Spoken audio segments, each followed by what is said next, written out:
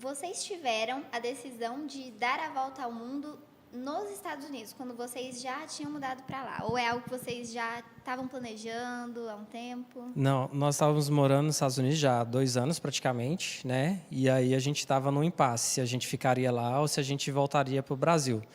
E aí um dia, tipo assim, era 2 horas da manhã, a gente deitado na cama, assim, eu viro para a Ana e falo assim: qual que é seu maior sonho? Assim, se você pudesse falar um sonho antes da gente ter filhos, o que que você faria assim? Aí ela foi, virou, falou assim: eu acho que eu gostaria de conhecer o máximo de países que eu pudesse. Aí eu fui, tava morrendo de sono lá assim, falei assim: então vamos, pum, capotei pro outro lado e dormi, né?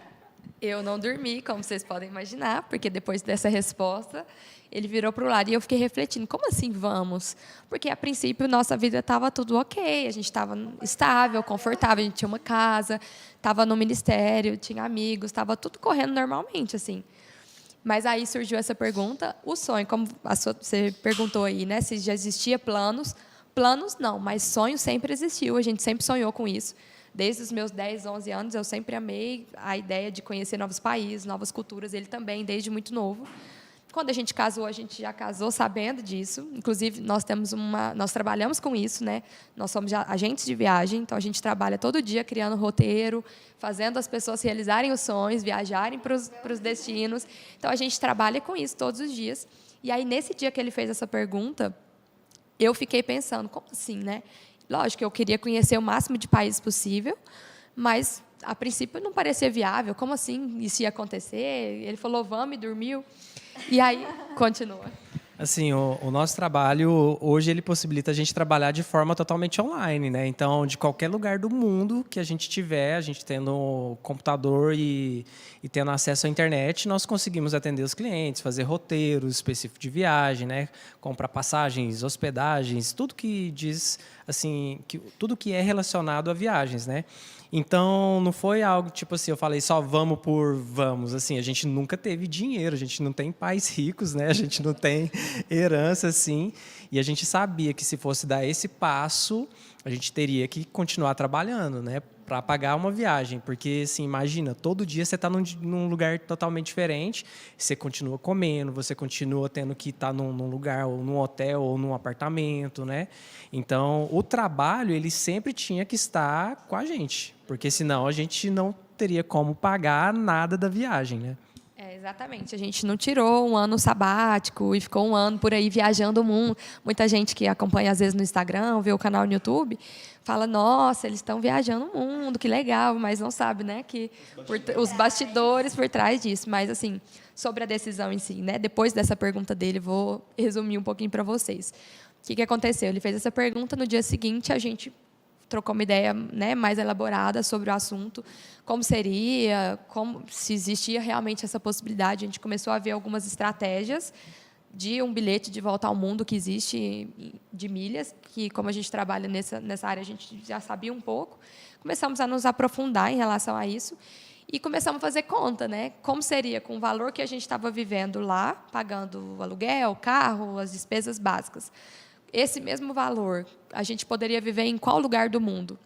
E aí a gente começou a fazer umas contas, né? Porque, primeiro, você tem um sonho, e aí, para realizar esse sonho, não é só esperar as coisas acontecer, né? É tipo assim, Deus, e aí, vamos me ajudar? Não, a gente começou a ver se era viável dentro da nossa realidade.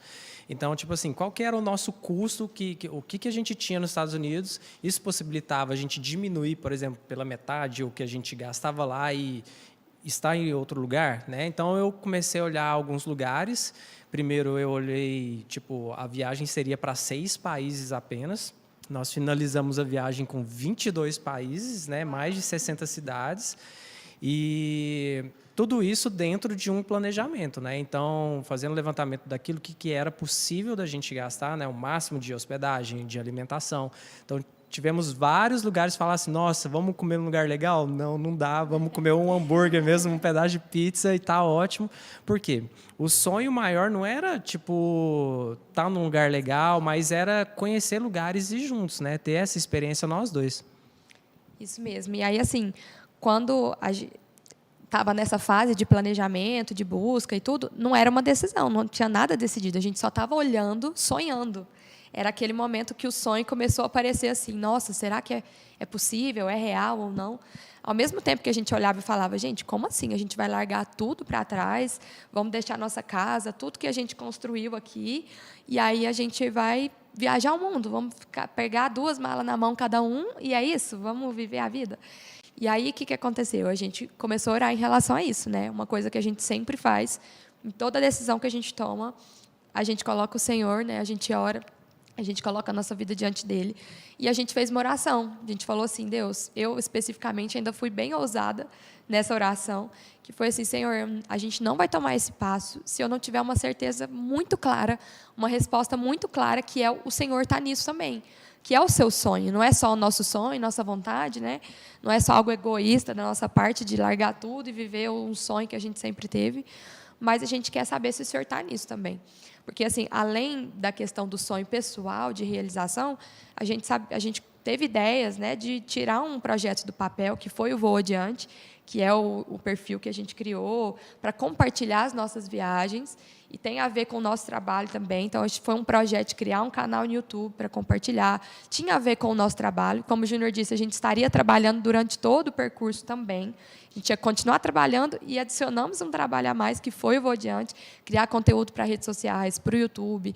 Enfim, é um trabalho a mais, dá muito trabalho mesmo, fora a rotina totalmente louca de estar em cada destino, né, num próprio roteiro, assim. Então, tudo isso era muito ousado, né? E aí eu fiz essa oração diante de Deus, falei, Deus, se o Senhor estiver nisso, se for seu propósito, a gente quer uma resposta muito clara que o Senhor está nisso. E aí foi quando, assim, resumindo a história, ela é um pouco extensa. Não, vai resumir não, porque essa eu tenho que contar. A gente estava indo... quer ouvir mesmo, é para contar. A gente estava indo para a igreja, né? Teve um fim de semana lá que ia ir um profeta lá na igreja, né? Aí a Ana virou para mim, você acredita? Você tem fé que Deus vai falar com a gente hoje? Aí eu falei, sim, tenho, claro que eu tenho, né? Não, Deus vai falar com a gente hoje, se é para a gente ir, se é para a gente ficar e tudo mais. Falei assim, amém, amor. Vocês imaginam, né? Deus não falou naquele dia, porque Ele fala quando Ele quer. Essa menina, ela ficou assim, nossa, decepcionadíssima. Por que Deus não fala comigo? Porque eu estou lendo aqui, Davi, quando ele ia lutar contra os filisteus, ele orava a Deus, Senhor, por onde que eu devo ir? Eu devo atacar? E Deus, no versículo seguinte, já falava. Ele só não falava, ele dava a estratégia. Vai por trás do acampamento deles e tudo mais. Por que Deus não fala comigo? Ela ficou assim, desse jeito. Ai, gente, porque não foi só isso, né? Na verdade, depois dessa oração, eu estava com muita fé de que fosse acontecer, mas eu nunca fui de fazer pedido assim para Deus ficar respondendo e falando do meu jeito, sabe? Eu sempre fui mais da ala presbiteriana, eu uso essa expressão, sou mais do conservador, de tipo assim, eu vou lá ler a Bíblia e Deus pode falar comigo, eu não preciso que venha um profeta ou alguém para poder falar e só assim é a voz de Deus. Não, eu sei que Deus pode falar comigo na minha intimidade, ali do meu quarto, na minha oração com Deus. Só que dessa vez eu fiz essa oração bem ousada e aí passou um tempo... É porque essa oração era justamente porque, assim, a gente queria saber se isso era um sonho nosso, se era só nós, né? E se a gente estava sendo egoísta para querer sair e realizar um sonho nosso, ou se Deus tinha algo por trás disso, né?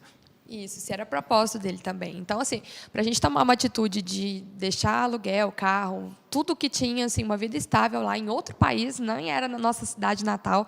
Então, foi algo que a gente já, tipo assim, lutou para estar lá e fazer acontecer.